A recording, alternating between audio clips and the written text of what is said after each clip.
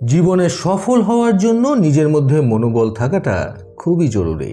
বন্ধুরা, এই প্রসঙ্গটাকে কেন্দ্র করে আজকে আমি আপনাদের এক ধনী ব্যবসায়ীর গল্প শোনাব। কল্যাণবাবু ছিলেন একজন নামকরা ধনী ব্যবসায়ী। গ্রামে থেকেও তিনি শহরে নিজের ব্যবসা সংক্রান্ত ব্যাপারে বেশ নাম করেছিলেন। গ্রাম থেকে তিনি মাসে বহুবার শহরে গিয়ে সেখানকার নানা রকম জায়গায় ঘুরে ঘুরে ব্যবসা বাণিজ্য করতেন। এইভাবে তিনি বছরের পর বছর অক্লান্ত পরিশ্রমের মাধ্যমে নিজের ব্যবসাটাকে অনেক বড় করে তুলেছিলেন।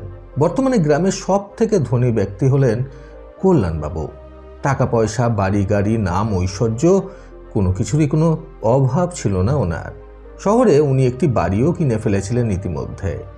সব দিক থেকে সমৃদ্ধিতে পরিপূর্ণ ছিল ওনার জীবন। কিন্তু একবার ব্যবসায় মারাত্মক এক রকমের ক্ষতিগ্রস্ত হয়ে কল্যাণবাবুর জীবনটা যেন মাঝ পথেই থেমে গেল। তিনি আচমকা এতটা বাজেভাবে ব্যবসায় ক্ষতিগ্রস্ত হবেন, এটা তিনি স্বপ্নেও কখনো ভেবে উঠতে পারেননি। সেই জায়গা থেকে উঠে আসার অনেক চেষ্টা করার পরেও যখন তিনি পারছিলেন না, তখন বাধ্য হয়ে তিনি হাল ছেড়ে দিলেন এবং নিজের এত বছরের কঠিন পরিশ্রমের মাধ্যমে গড়ে তোলা সমস্ত কিছুকে হারানোর ভয়ে প্রায় পাগলের মতো হয়ে গিয়েছিলেন। নিজের জীবনটাকে শেষ করে দেবেন বলে ভেবেই নিয়েছিলেন তিনি। নিজের পরিবারের লোকেরা কিছুটা হলেও ওনার ব্যবসায় ক্ষতি সংক্রান্ত খবরটা জানলেও পুরোপুরিভাবে কাউকে তিনি কিছু বলতেন না। পরিবারের সকলেই অযথা চিন্তা করবে এবং তাদের শরীর খারাপ করবে, এই কারণেই কল্যাণবাবু নিজের মধ্যে চলতে থাকা সমস্ত উতাল পাতাল নিজের মধ্যেই সীমাবদ্ধ করে রাখতেন। এইভাবে দিনের পর দিন যেতে যেতে তিনি ভেতরে ভেতরে গুমড়ে সিদ্ধান্ত নিয়েই ফেললেন যে এবার তিনি নিজের জীবনটাকে শেষ করে দেবেন। ফলে একদিন গ্রামের বাড়িতে নিজের ঘরে দরজা বন্ধ করে গলায় দড়ি দিয়ে পাখার সঙ্গে ঝুলে পড়লেন কল্যাণবাবু।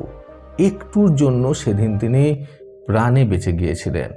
ওনার বড় ছেলে ঠিক সেই মুহূর্তে ওনার ঘরের পাশ দিয়ে যাচ্ছিল। জানলা দিয়ে বাবাকে ওই অবস্থায় ফ্যানের সাথে ঝুলে থাকতে দেখে তাড়াতাড়ি করে দরজা ভেঙে কোনো ক্রমে বাবাকে সেখান থেকে উদ্ধার করে নেয় তার বড় ছেলে। সেদিন প্রাণে বেঁচে গেলেও কল্যাণবাবুর শারীরিক অবস্থা ভীষণই আশঙ্কাজনক ছিল। ফলে প্রথম অবস্থায় ওনাকে গ্রামের সরকারি হাসপাতালে ভর্তি করা হলেও তড়িঘড়ি করে সেখান থেকে ওনাকে রেফার করে দেওয়া হয় শহরের বড় হাসপাতালে। কাজেই সঙ্গে সঙ্গে বাড়ির গাড়ি করে কল্যাণবাবুকে শহরের বড় একটা হাসপাতালে ভর্তি করা হয়।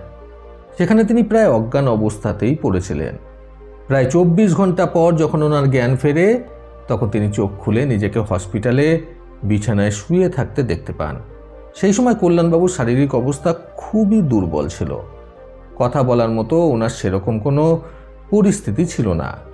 এইভাবে 2 দিন যাওয়ার পর ধীরে ধীরে কল্যাণবাবু সুস্থ হয়ে উঠতে শুরু করেন। কিন্তু তখনও পর্যন্ত ওনাকে হাসপাতাল থেকে ছাড়া হয়নি, বরং হাসপাতাল থেকে বলা হয় কিছুদিন ওনাকে রক্ষণাবেক্ষণের মধ্যে হাসপাতালেই রাখতে হবে।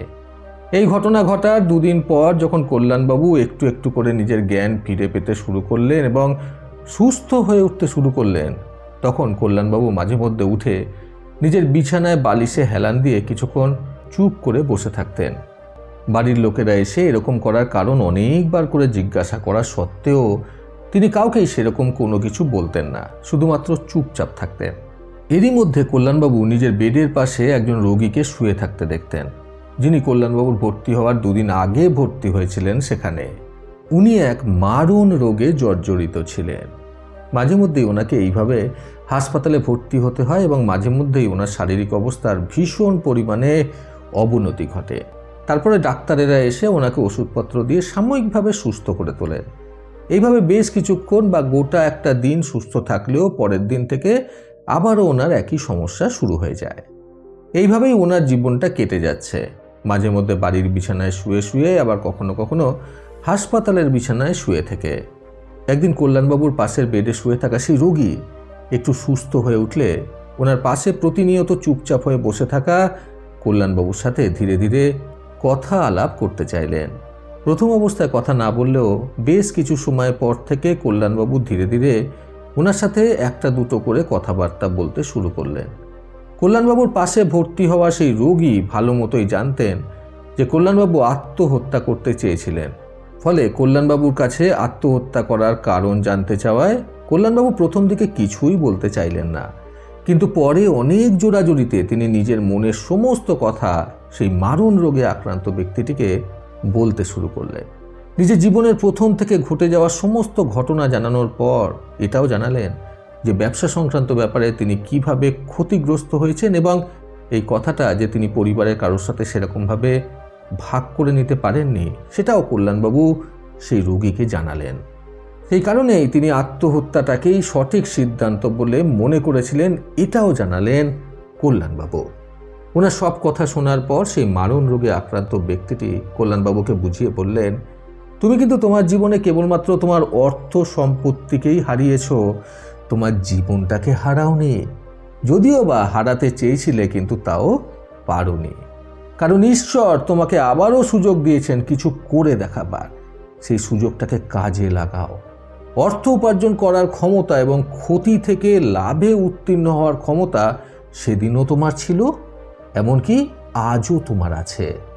জীবনকে তুমি যতটা সহজভাবে নেবে, তোমার জীবন ততটাই সহজ হয়ে উঠবে। তোমার জীবনের পরিবর্তন শুধুমাত্র তুমিই করতে পারবে। জীবনের মূল্য যে কতটা, সেটা আমাদের মতো মানুষদের কাছে জিজ্ঞাসা করো। আমরা যারা প্রতিনিয়ত লড়াই করে চলেছি শুধুমাত্র এই জীবনটায় বেঁচে থাকার জন্য, তোমাদের মতো মানুষজনেরা এত সুন্দর জীবন পেয়েও হারিয়ে ফেলার চেষ্টা করছো। জীবনটাকে না হারিয়ে বরং নিজের জীবনটাকে পরিবর্তন করার চেষ্টা করো। দেখবে তোমার জীবনের পরিবর্তন শুধুমাত্র তোমার হাতেই রয়েছে। মানুষের জীবনে সমস্যা আসে মানুষকে আরও বড় করে তোলার জন্য। মানুষের ধৈর্যের পরীক্ষা নেয় মানুষের জীবনে আগত সমস্যাগুলো। এই সময় তোমার উচিত নিজের মনোবলটাকে অনেকাংশে বাড়িয়ে তোলা। কাজেই নিজের ওপর এক বুক বিশ্বাস নিয়ে আবার ফিরে যাও সেই জায়গাতে যেখান থেকে তুমি সব কিছু হারিয়েছ, আর সেখানেই নিজের পরিশ্রমের সবটুকু উজাড় করে দাও, কারণ তুমি আবার পারবে। তুমি হারোনি, বরং তুমি তোমার জীবনের থেকে খারাপ অভিজ্ঞতা স্বরূপ অনেক কিছু অর্জন করেছ। রোগে আক্রান্ত ওই মহান ব্যক্তির কথাবার্তা শুনে সর্বস্ব হারিয়ে ফেলা কল্যাণবাবু আবার নতুন করে সবকিছু শুরু করার স্বপ্ন দেখতে লাগলেন এবং মনের মধ্যে অনেকখানি সাহস পেলেন নতুন করে আবার সবকিছু শুরু করার। কল্যাণবাবু নিজের মনে মনে এটা চিন্তা করতে শুরু করলেন, ঠিকই তো, আমি কেবল আমার ধন সম্পত্তি হারিয়েছি, আমার কাছে আমার জীবনটা এখনো পড়ে রয়েছে। মানুষ চাইলেই সব কিছু পারে, কাজে আমিও পারবো, পারতে আমাকে হবেই। এছাড়াও কল্যাণবাবু আরও ভাবতে লাগলেন, আমার করা সমস্ত অর্থ ধন সম্পত্তি আমার দ্বারাই তো হয়েছিল, আমি তো তাদের দ্বারা হয়নি। এই সকল চিন্তাভাবনা মাথায় নিয়েই বাড়িতে ফিরে পরিবারের সকলের সহযোগিতায় কল্যাণবাবু অল্প কিছুদিনের মধ্যেই আবারও নিজের মনোবলকে সঙ্গে করে নিয়ে ধনবান হয়ে উঠলেন নতুন করে। বন্ধুরা, নিজের মনোবল বাড়াতে আজকের গল্প থেকে শিক্ষণীয় 3টি কথা মনের মধ্যে গেঁথে নিন। প্রথমত, বিশ্বাস হলো কঠিন সমস্যার সবচেয়ে বড় হাতিয়ার, আর নিজের ওপর আস্থা হলো জীবনে আবদ্ধ সমস্যার অবসান। দ্বিতীয়ত, আত্মহত্যাই জীবনের সব সমস্যার একমাত্র সমাধান কখনোই হতে পারে না। তৃতীয়ত, মানুষের জীবনে প্রত্যেকটি সমস্যা আসে মানুষের পরীক্ষা নেওয়ার জন্য। প্রতিবারের মতো আবারও বলবো, এই পৃথিবী তাদেরকেই সম্মান দেয় যারা ইউনিক কিছু করার ক্ষমতা রাখে। সকলে সুস্থ এবং সুন্দর জীবন কামনায় প্রকৃত জীবন থেকে আমি সন্তু চক্রবর্তী আবার আসবো আগামীকাল নতুন সুন্দর শিক্ষণীয় একটি ছোট গল্পের সাথে। ভালো শুনুন, ভালো থাকুন। ধন্যবাদ।